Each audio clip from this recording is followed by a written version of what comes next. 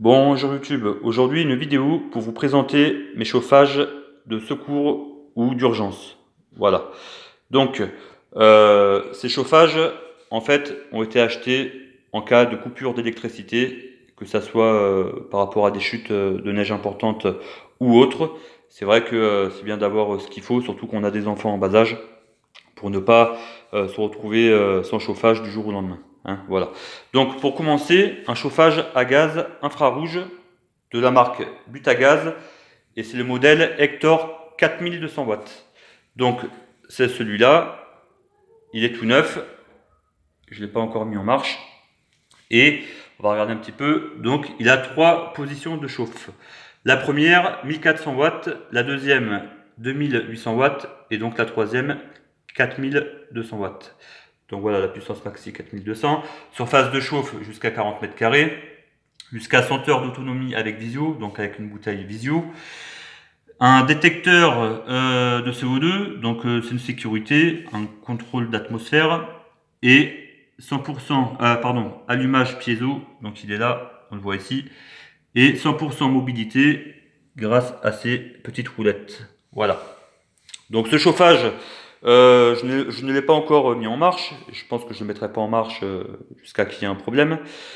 Mais apparemment, j'ai lu les commentaires un petit peu des internautes là qui se sont procurés ce chauffage, et franchement, voilà, il a l'air bien. Je l'ai payé 90 € et d'après les retours, ça, voilà, c'est un très bon chauffage qui chauffe rapidement.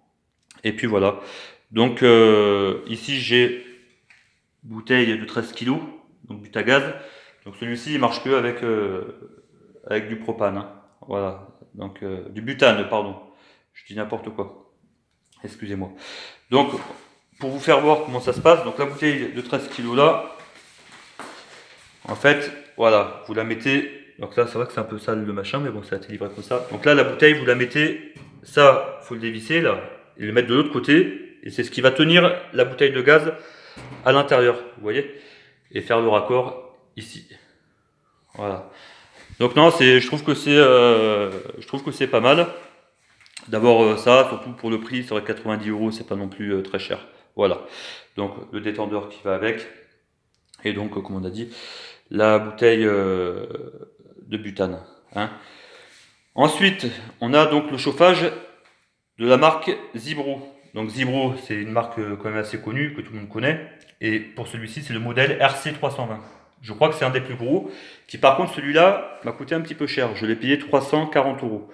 Donc 340 €, mais c'est vrai que la marque n'est plus à... Voilà, ils n'ont plus rien à prouver, je pense. Et il faut ce qu'il faut si on veut chauffer, pouvoir chauffer une pièce de 40 mètres carrés. Hein. Donc celui-là pareil, il est tout neuf. Un réservoir de 5 litres et demi, voilà, 5 litres et demi, pour, d'après ce qu'ils disent, une autonomie de 18 heures.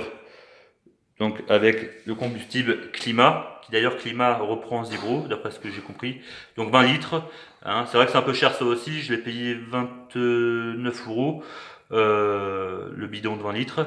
Mais bon, c'est le combustible qui va avec ce poêle ce chauffage à pétrole. Mais comme j'ai dit, c'est vraiment des chauffages d'urgence hein, ou de secours en cas de coupure d'électricité. Donc ce n'est pas des chauffages que j'utilise voilà, quotidiennement. Hein. C'est vraiment chauffage de secours. Voilà. Donc, alors, ces deux chauffages, ils possèdent un système de sécurité. Donc on l'a vu pour le chauffage au gaz, qui, je ne sais plus où il est, voilà, a un détecteur de CO2, donc d'atmosphère, qui fait que ce chauffage se coupe automatiquement si il y a une montée de CO2 qui ne devrait pas avoir lieu. Pareil pour celui-ci, qui je crois, le système de sécurité pour celui-là se trouve là.